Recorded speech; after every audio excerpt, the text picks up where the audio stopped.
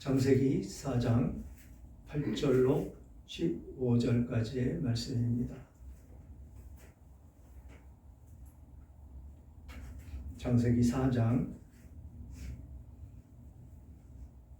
8절로 15절까지의 말씀 다 찾으셨으면 서로 교독합니다. 8절 제가 먼저 읽겠습니다.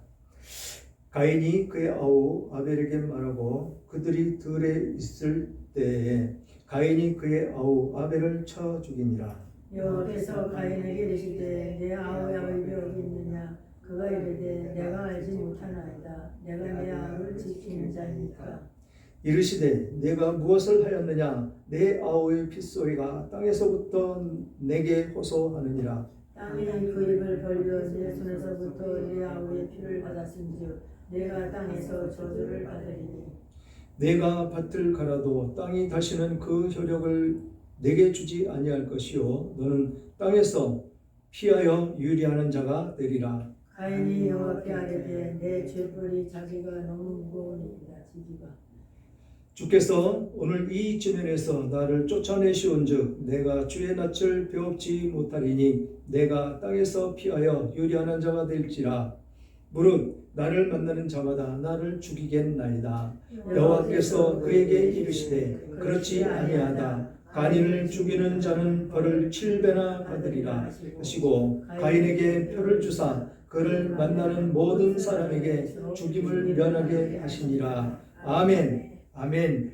내 아우 아벨이 어디 있느냐라는 제목을 붙였습니다. 이 사장에 와서 지금 아담과 하와가 출생을 하는 그런 모습이 나타나고 있습니다. 그래서 첫 번째 아이가 가인을 낳았다라는 것이지요. 여호와로 말미암아 등남하였다라는 것입니다. 그런데 이렇게 첫 임신에 첫 사람이 태어났는데 이 사람은 하나님의 백성이 아니었었다라는 것입니다. 그리고 가인의 아벨을 낳았다라고 기록이 되어 있습니다. 그래서 지금 형제만이 기록되어 있다라는 것이죠. 이후에도 이 아담과 하와는 800여 년 이상 살면서 많은 자녀를 낳았다라고 성경은 기록하고 있습니다. 그런데 특별히 지금 가인과 아벨을 등장시켜서 말씀을 하고 있다라는 것입니다. 그것이 왜 딱 집어서 가인과 아벨만을 등장을 시켰느냐? 또 에서와 야곱만을 등장을 시켜서 말씀을 하느냐라고 말씀을 하고 있느냐라고 우리는 그것에 대해서 깊이 있게 깨달아야 된다라는 것이지요. 그래서 이들이 자라나서 성장을 해서 자기들이 하는 일, 가인은 농사하는 자였고 그 다음에 아벨은 양을 치는 자였었다라는 것입니다. 그래서 가인은 자기가 지은 농사에 이 농사로 지은 그 소득물을 가지고 하나님께 죄를 지냈고 또 아벨은 아벨대로 자기가 기르는 그 짐승을 잡아서 제사를 드렸더라라는 것입니다. 그런데 아벨의 제사는 하나님께서 받으셨다라는 것이죠. 그러나 가인의 제사는 받지 않으셨다라고 기록이 되어 있습니다. 그럴 때 이 가인이 하나님께 자기의 안색이 변함으로 말미암아서 하나님이 그것을 보셨다라는 것입니다. 안색이 변하였다고 그러는데 화가 많이 났다라는 것입니다. 왜? 내 동생 아벨의 제사는 받으시고 내 제사는 안 받으셨느냐라는 것입니다. 그것을 항변하는 그 모습을 나타내고 있다는 것이죠. 그때 하나님께서 이 가인에게 나타나서 말씀하십니다. 내가 분하여 하면 어찌 됨이며 안색이 변하면 어찌 됨이냐라고 말씀을 하십니다. 왜 분하여 하느냐라는 것이죠. 그러면서 네가 선을 행하면 어찌 낯을 들지 못하겠느냐. 그러면 지금 선을 행하면 왜 낯을 들지 못하겠느냐라고 이 말씀하시는 이 가운데 지금 가인의 삶이 그대로 드러나는 것 아니겠습니까? 악한 모습으로 삶을 살아가더라라는 것이죠. 선한 모습이 없었더라라는 것입니다. 그래서 선을 행하면 어찌 낯을 들지 못하겠느냐. 선을 행하지 아니하면 죄가 문 앞에 엎드려 있느니라 라고 말씀을 하십니다. 이것이 지금 우리들이 삶을 살아가는 삶 가운데 그대로 드러나는 그런 모습이다라는 것이지요. 악한 생각을 가지고 있을 때 그때 그 악한 생각을 누가 주장을 합니까? 사단이 주장을 한다는 것이죠.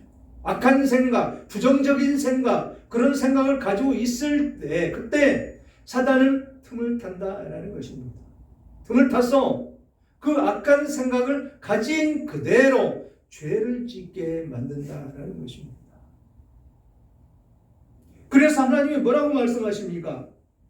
죄가 너를 원하나 너는 죄를 다스릴지니라 라고 말씀을 하신다라는 것이죠. 죄를 다스려야 된다라는 것입니다. 누가? 하나님이 다스려 주시는 것이 아니고 본인들이 다스려야 된다라는 것입니다. 죄를 멀리 해야 된다. 선을 행하며 살아야 된다. 라는 말씀이 지금 이 7절에 함축되어 있다라는 것입니다. 그렇게 하나님께서 죄를 다스리라고 지금 이 가인에게 권고하는 모습을 볼 수가 있습니다. 이때 하나님 잘못했습니다. 제가 제사 드리는 방법을 몰랐고 세상 살아가는 것 내 욕심대로 그렇게 선을 행하며 살지 못했습니다. 용서해 주십시오라고 엎드렸으면 어떻게 됐을까요? 다윗처럼 죄가 지적이 됐을 때 바로 엎드려서 회개하는 그 모습을, 그런 행위를 했다면 그것이 곧 죄를 다스리는 그 모습이 아닐까요? 그러나 이 가인은 그렇지 못한 삶을 살고 있다라는 것입니다. 이것이 죄를 죄로 깨닫지 못하는 그런 세상적인 인생밖에는 되지 않는다라는 것이죠. 어제도 말씀드렸듯이 예수 그리스도로 옷 입는 그런 삶이 아니고 세상적인 가치대로, 세상의 욕심대로, 세상 사람들은 다 그래, 나 혼자 잘한다고 이 세상이 얼마나 더 좋아지겠어. 그러면서 세상을 따라가는 그 모습, 그대로 드러나는 그 모습이다라는 것입니다. 그래서 그런 이 죄를 다스리라고 했는데 그런 훈계를 받고 난 가인이 지금 8절부터 가인이 그의 아우 아벨에게 말하고 그들이 들에 있을 때 가인이 그의 아우로 아벨을 쳐 죽이니라. 이게 가랑케나 한 얘기입니까? 동생인데 지금 제사를 지내서 제사를 안 받은 것은 누구 때문입니까? 자기 때문인데 이게 질투에서 일어나는 일이다라는 것입니다. 아벨은 자기 동생인데 아벨이 하나님께서 일러주신 대로 제사를 드렸더니 이 아벨의 제사는 받으셨다라는 것입니다. 그런데 이 악한 죄된 세상의 삶을 살아가는 이 죄인들은 옳고 그름을 판단하지 못한다라는 것이죠. 선을 행하며 살 수 있는 그런 능력이 없더라라는 것입니다. 악한 모습 그대로를 그냥 그대로 나타내는 것입니다. 자기 동생인데 자기 동생을 물어봐야 될 거 아닙니까? 너 어떻게 했는데 하나님께서 제사를 받으셨느냐? 내 제사는 안 받는데 다음 제사 드릴 때 너와 같이 드리면 안 되겠니? 라고 하면 얼마나 좋겠습니까? 그러나 이 죄된 세상의 인간들은 죄가 죄인지를 모르기 때문에 자기의 욕심에 의해서 자기의 어떤 우월주의에 빠져가지고 자기 동생을 쳐 죽이는 이런 모습이 등장하더라라는 것입니다. 그것도 인류 최초의 인간이 그 인간의 모습에서 그대로 이 죄의 모습이 드러나는 것을 우리는 볼 수가 있다는 것입니다. 죄가 너를 원하나 너는 죄를 다스릴지니라 라고 하신 이 말씀을 마음 깊이 받아들였다면 이런 일은 결코 일어나지 않았을 것입니다. 그렇게 아벨을 쳐 죽이고 난 이후에 하나님이 보셨더라라는 것이지요. 여호와께서 가인에게 이르시되 내 아우 아벨이 어디 있느냐? 그가 이르되 내가 알지 못하나이다. 내가 내 아우를 지키는 자니까. 이제 하나님께 덤벼듭니다. 내가 아우를 지키는 사람이냐고. 내가 그가 어디에 있는지 무엇을 하든지 내가 무슨 상관이냐. 그 모습이다라는 것이죠. 자기만 잘 먹고 잘 살면 된다라는 것입니다. 이기주의. 온전히 나만 먹고 살기 위한 그런 이기주의. 이기주의가 어디에서 가장 많이 만연됩니까? 사회주의에서 가장 많이 드러났지요. 백성들은 굶어 죽든지 말든지 나만 떵떵거리고 나만 배고프지 않고 나만 즐겁게 잔치하면서 그렇게 사는 그 모습, 그 이기주의가 여기서부터 시작이 됐더라는 것입니다. 여기서부터. 최초의 인간으로부터 시작이 됐더라는 것입니다. 내 동생 하나 내가 죽였는데 그거 무슨 상관입니까? 내가 죽이든지 말든지 당신이 무슨 상관입니까? 라고 하나님께 지금 항변하고 있는 그 모습이다라는 것입니다. 내가 내 아우를 지키는 사람입니까? 라고 반박하며 하나님께 덤벼드는 이 모습의 소유자들이 이 세상 가운데 너무도 많이 있다는 것입니다. 지금 우리나라에도 그런 사람들이 너무 많이 있기 때문에 어두움으로 뒤덮여 있는 것 아니겠습니까? 얼마나 발달된 나라 속에서 살아가고 있습니까? 춥고 배고프고 없어서 헐벗고 있던 그 시대와 우리들의 어린 시절인데 어느새 벌써 부강한 나라가 돼서 선진국 대열에 들어가 있는 지금 이 시점을 바라보십시오. 감히 옛일을 생각한다면 나라가 망하는 그런 길로 모든 정세를 끌고 갈 수가 있겠습니까? 오직 나라 발전을 위해서 애쓰고 수고하며 더욱더 잘 사는 나라를 만들려고 애쓰는 그 모습이 나타나야 되는데 지금 그들은 어둠의 그림자로 뒤덮여 있어서 자기들만 잘 먹고 잘 살면 된다라는 것입니다. 백성들이야 살든 죽든 무슨 상관이 있겠느냐라는 것이죠. 그러나 그들 입에서는 무슨 이야기가 나옵니까? 자유주의, 민주주의, 평안하게 삶을 살아가는 그거 그냥 슬로건으로 내세우고 거짓으로 뒤덮여 있는 이런 나라가 지금 이 여기에서 나타나는 최초의 인간들이 저지른 그런 죄 가운데에서 이기주의가 그대로 나타나고 있는 그 모습을 볼 수가 있다라는 것이지요. 내가 내 아우를 지키는 자이니까 동생을 보호해줘야죠. 지켜줘야 되지 않겠습니까? 그런데 왜 내가 그 일을 해야 됩니까? 라고 항변하는 이 모습을 우리는 볼 수가 있다는 것이지요. 지금 우리들이 삶을 살아가고 있는 이 가운데에 지금 우리 주변에 있는 사람들이 다 형제 자매들입니다. 또 교회 안에 공동체 안에 예수 안에 하나가 된 우리들 모두가 서로가 서로를 도와주고 위로하고 격려하고 품어주고 사랑으로 안아야 되는 그런 하나의 공동체다라는 것입니다. 네가 잘 살든지 못 살든지, 네가 죄를 짓든지 말든지 그런 모습이 절대로 아니다라는 것입니다. 지금 이렇게 죄는 이 사탄 원수 마귀는 그렇게 자기주의로, 이기주의로 그렇게 이끌어가고 있다는 것입니다. 한데 뭉치면 안 된다라는 것입니다. 그래서 우리는 성경을 바라볼 때 왜 이런 말씀이, 왜 이렇게 아벨은 이런 고백을 하며 하나님께 항변을 하느냐를 우리는 살펴봐야 된다라는 것이죠. 그렇게 내 아를 지키는 자니까 라고 항변을 하자 하나님께서 이르시되 내가 무엇을 하였느냐, 내 아우의 핏소리가 땅에서부터 내게 호소하느니라 라고 말씀하십니다.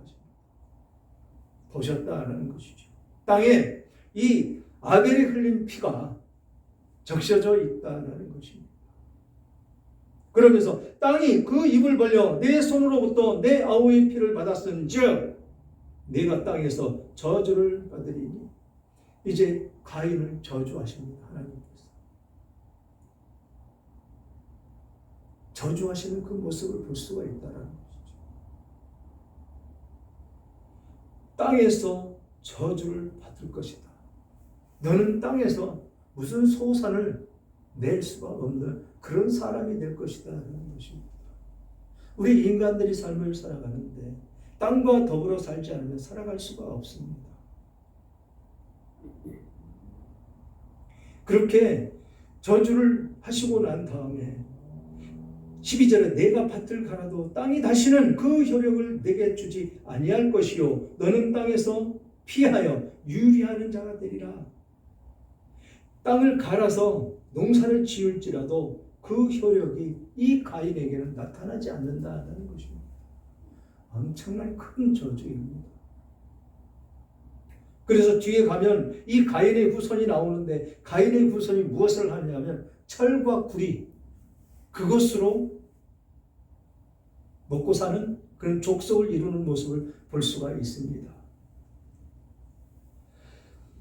그렇게 땅에서 피하며 유리하는 자가 되리라. 가인이 여호와께 아뢰되 내 죄벌이 지기가 너무 무거우니다. 이제 회개하는 모습이 나타납니다. 이제 앞에서 죄가 너를 원하나 너는 죄를 다스릴지니라 라고 하나님이 권할 때 그때 돌이키고 엎드렸으면 어떤 모습이 됐을까요? 그런데 그 죄를 다스리라고까지 얘기를 했는데 더 죄를 저지르고 사람을 죽여버리는, 그것도 동생을 죽여버리는 그런 악한 죄를 저지른 이후에 하나님께서는 저주를 하시는 그런 상황에 놓여 있는데 그때 비로소 이 가인이 여호와께 아뢰되 내 죄벌이 지기가 너무 무거우니이다. 회개하는 것이 아니고 내 죄가 너무 무거우니까 가볍게 해달라고 항변하는 모습으로 나타난다라는 것이죠.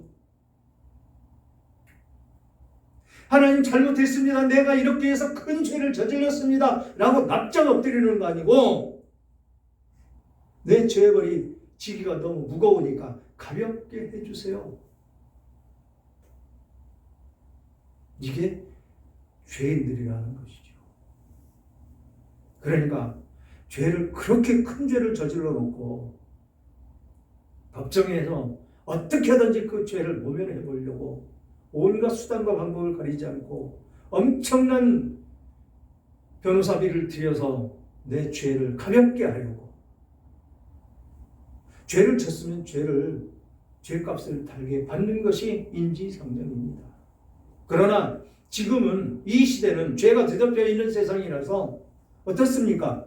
돈이 있으면 가벼워지고 또 권력이 있으면 가벼워진다는 것입니다. 지금 이런 말씀드려 죄송하지만 조국이라는 사람이 가장 후회하는 것이 무엇이냐라고, 가장 부러운 사람이 누구냐라고 물어보니까 누구라고 얘기합니까? 이재명이라고 얘기하죠. 엄청난 죄를 저질렀는데 국회의원이 됐고 당대표가 돼서 그게 지금 무마되고 있지 않습니까? 재판이 열리지를 않고 있지 않습니까? 나도 국회의원이 됐었으면 저런 모습이 됐었을 텐데라고 가장 후회하고 있다는 것입니다. 그래서 국회의원 출마한다고 그러지 않습니까? 이게 죄된 세상의 모습이다라는 것입니다. 여기서 가인이 아내되 죄벌이 지기가 너무 무거우니까 가볍게 해주세요라고 하는 그 항변과 똑같은 이치다라는 것입니다. 그들의 모습. 그랬더니 하나님께서 말씀하시기 이전에 지금 가인이 또 하나님께 항변을 합니다. 14절 주께서 오늘 이 이쯤에서 나를 쫓아내시온즉 내가 주의 낯을 배웁지 못하리니 내가 땅에서 피하며 유리하는 자가 될지라 물은 나를 만나는 자마다 나를 죽이겠나이다. 그것만은 면해 주십시오 라고 지금 하나님께 항변하는 모습을 볼 수가 있습니다. 죄 짓기 전에 죄를 다스리라고 할 때 다스렸으면 될 것을 자기 욕심대로, 참 이상하죠 사람들. 그 사람이 죽으면 내가 최고가 될 것으로 생각을 합니다. 착각을 합니다. 또 회사 근무를 할 때 그렇게 악한 사장 밑에서 근무를 하는데 내가 없으면 이 회사 망할 것이야 라고 나오면 그 회사 더 잘 됩니다. 이게 사람들의 마음이고 사람들의 비양심적인 그런 모습이 그대로 드러나는 그 죄된 모습이다라는 것이죠. 그때 하나님께서 그에게 길을 열어주십니다. 그래도 하나님께서 출생하도록 허락을 하셨고 태어났으니까 살아가도록 해줘야 될 거 아닙니까? 그래서 그렇게 삶을 살아가는 사람들은 구원은 못 받지만 그래도 하나님의 백성으로서 살아가도록 살게 열어놔 주신다는 것입니다. 그게 일반 계시의 사람들, 죄가 죄인 줄 모르고 살아가는 이 세상 사람들, 우리는 특별 계시, 이 성경을 주신 그 특별 계시 안에 있는 우리들의 모습, 그렇게 양갈래로 사람의 삶은 나뉘어진다라는 것입니다.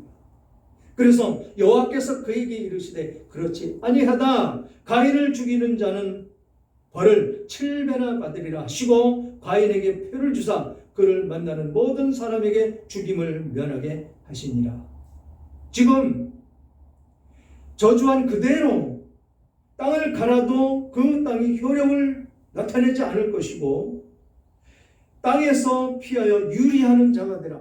이 방랑자가 될 것이라는 것입니다. 또 돌아다니는 사람이 될 것이다라는 것이죠. 정착을 못한다 그런 뜻입니다. 그러면서 죽임만은 면해 주셨다라는 것이죠.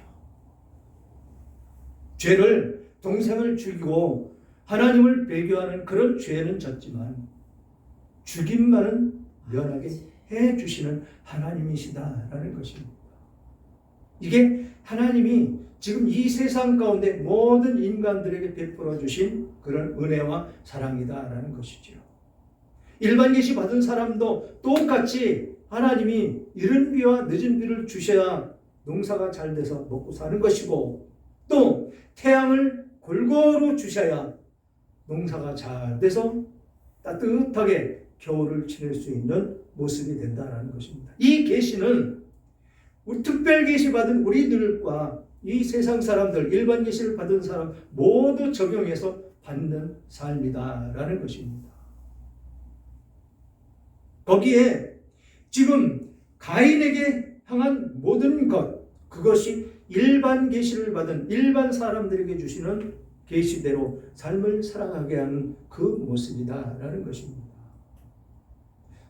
곧바로 이제 가인의 자손들에 대해서 다음 주에 나오는데 이 가인의 자손들 잘 삽니다. 이 세상 사람들 예수 안 믿어도 잘 살듯이 똑같이 살아갑니다. 이게 일반 계시를 받은 그런 사람들의 모습이다라는 것입니다. 사랑하는 여러분, 하나님은 우리에게 죽음을 두려워하지 않는 하나의 표를 주셨다라는 것입니다. 그것은 예수 그리스도 그 십자가라는 것입니다. 우리들에게만 특별히 주셨다라는 것입니다. 특별 계시, 그래서 우리들에게만 주신 계시다라는 것입니다.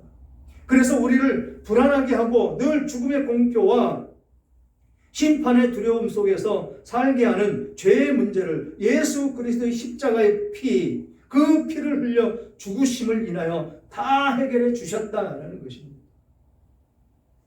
그러나 여기 가인을 비롯해서 이때부터 하나님께 구원받지 못할 일반 사람들에게는 그것이 없더라라는 것입니다.